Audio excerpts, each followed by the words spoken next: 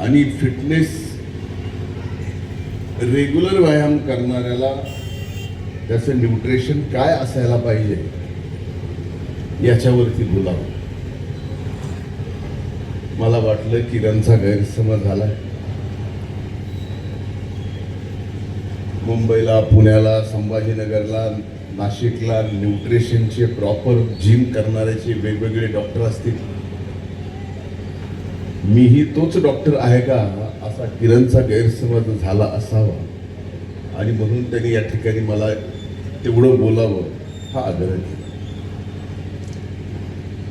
मी जरी डॉक्टर नसलो तर या क्षेत्रामध्ये मी स्वतःला अर्धा डॉक्टर तर नक्कीच समजतो.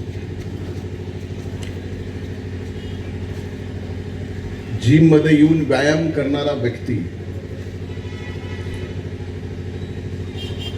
सिरियसली जर तो व्यायाम करत असेल तर नक्कीच त्याला एक वेगळ्या न्यूट्रिशनची गरज असते, वेगळ्या डाएटची गरज असते आणि ते वेगळं डाएट, ते न्यूट्रिशन आणि त्याच्यासोबत वेगळ्या प्रोटीनची सुद्धा गरज असते. काही जणांना वाटत असेल की 17-18 वर्षाचा मी आहे, 25 वर्षाचा आहे, अतिशय तारुण्यात आहे, मला न्यूट्रिशनची गरज नाही, मला प्रोटीनची गरज नाही, माझा जेवणाचा इंटेक अतिशय प्रॉपर आहे, म्हणून मला या कुठल्याही गोष्टीची गरज नाही, असं ज्यांना ज्यांना वाटतं असं त्या सर्वांना सांगायचं आहे की तुम्हाला मनाला जे वाटतंय तसं आत्ता नाही. व्यायाम करताना 2 गोष्टी होतात. ज्या वेळेस तुम्ही वेट ट्रेनिंग करता त्यावेळेस तुमची जशी चरबी कमी होते आणि एकदा का चरबी कमी होऊन मसल बिल्टअप व्हायला लागतात आणि त्या मसल बिल्टअप करत असताना आपल्याला जर प्रॉपर न्यूट्रिशन मिळालं नाही तर सगळ्यात मोठी भीती ही असते की ते मसल्स पूर्णपणानं कमी व्हायला लागतात, नाहीतर ते मसल्स म्हणजे त्या मांसावरती मग ज्याला आपण मसल टियर म्हणतो, ह्या सगळ्या गोष्टी जर प्रॉपर न्यूट्रिशन आणि प्रोटीन नाही घेतलं तर त्याचा परिणाम त्या गोष्टीवर होतो. मी स्वतः जिम करतोय, बऱ्यापैकी मी स्वतः वजन माझं कमी केलंय. असंही सर्व क्षेत्रातलं आपलं वजन कमी झालं होतं, पण येणारा काळ आपला आहे आणि त्या काळात आपण अतिशय चांगलं फिट राहायला पाहिजे यासाठी मी आता जिम करतो. कारण मागच्या 1-1.5 वर्षामध्ये माझ्या जीवातल्या जिवलग सहकार्याने सुद्धा मला भेटल्यावर एकच प्रश्न विचारावा की भाऊ तब्येत कशी आहे. मी ते ऐकून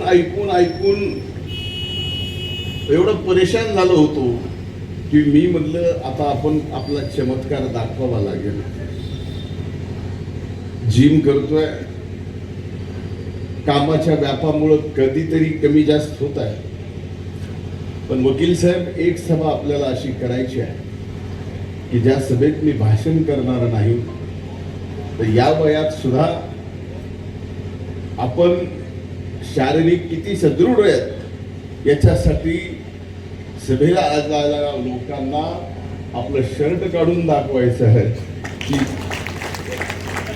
माझी तब्येत कशी हे तुम्ही विचारलं, ही माझी तब्येत अशी आहे एवढं दाखवायचं. जय हिंद, जय महाराष्ट्र.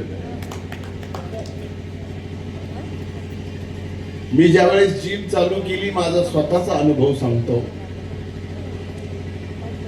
मी वयाच्या म्हणजे वर्गाच्या 8वी पासून हनुमान व्यायाम शाळेत अविनाश गवळी आणि मी सायकलवर जायचो.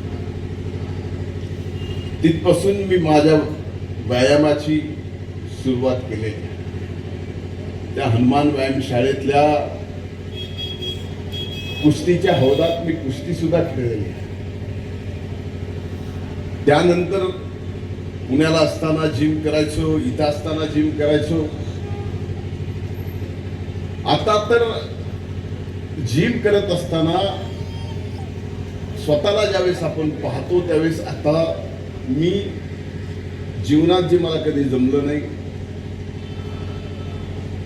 ते आता मला जमायला लागले की जिम करत असताना आपण आपल्याकडे ज्या वेळेस पाहतो आरशामध्ये त्यावेळेस आपल्याला आपल्यावरती प्रेम होतं. आणि माझ्या बाबतीत का घडलं, पूर्वी कधी काळी मी जो व्यायाम काढलेला आहे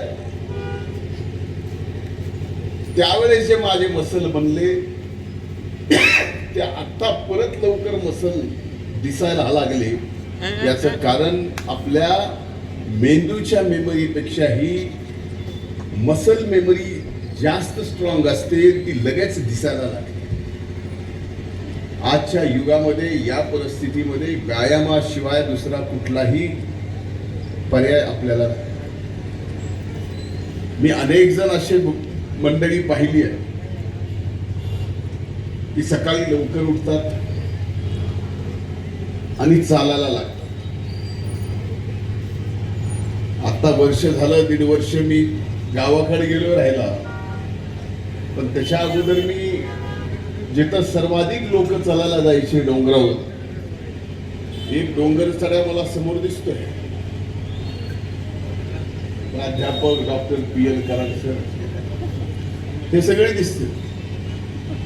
आता मी अनेक जण असे पाहिले की ज्यांची साईज पहिल्या दिवशी ज्यावेळेस त्यांनी चालायला चालू केला डोंगर, तिथपासून 2 वर्ष तो इंचभर बी कमी नाही, जास्तीच सोडून द्या. पण ह्या चालल्याने नेमका फरक काय पडला, तर फरक एकच पडत असतो, आपल्या मध्ये एक पॉझिटिव्ह जेल तयार करण्याची क्षमता, हे चालणं गरजेचं. आणि ते पॉझिटिव्ह जेल आपल्यासाठी फार आवश्यक आहे.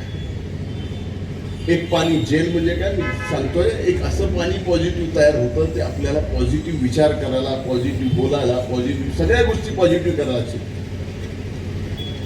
पण मी अनेक जण असे पाहिले की सकाळी वॉक करायला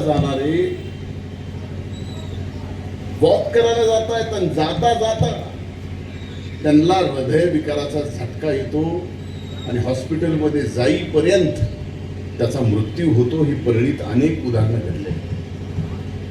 याचा अर्थ फक्त आपण चालतोय, हे कार्डिओ करतोय, या कार्डिओमुळे आपलं हृदय अतिशय चांगलं राहतं असा समज कुणामध्ये असेल तर काढून टाका.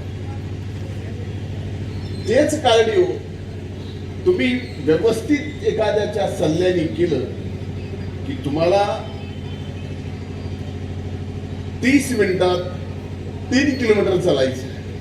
नाही तर आपलं चलणं गप्पा मारीत एवढं असतं, आणि त्या गप्पा अशा असतात की निघाले की ट्रम्प पासून सुरुवात होती आणि काल शिवाजी चौकात काय चर्चा झाली, कुठं कोण कुणाबद्दल काय बोललं, तिथं ती चर्चा संपली. म्हणजे आपलं चलणं साधन असतं, जगभरातून वरून खाली येते आणि पुन्हा चौकात बिवतात, कुठंतरी चहा पिचेत, नाही तर बुद्रीकडं. खरं का नाही? आता ते न्यूट्रिशन आहे का आपल्याला? बुद्रीची संवाद मी स्वतः रोज मागून घेत असतो नाश्त्याला, आठवड्यातून तो विषय वेगळा.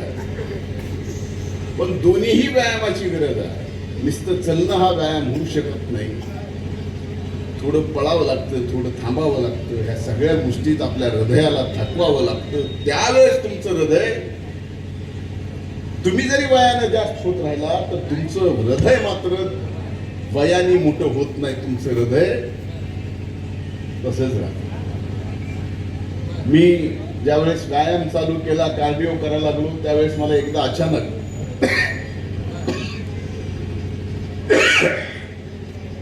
छातीमध्ये दुखायला लागलं, म्हणून एका कार्डिओलॉजिस्ट कडे गेलो. म्हटलं नेमकं काय बाबा, आता आली का वेळ आपल्यावर? तर त्यांनी ज्यावेळेस माझा सगळ्या कार्डिओच्या टेस्ट केल्या, स्ट्रेस टेस्ट पासून सगळ्या केल्या, त्यावेळेस म्हटलं बाकी तुझ्या शरीराचं काय मला माहित नाही, पण तुझं हृदय आजही वय वर्ष 22 असणाऱ्या तरुणासारखं आहे.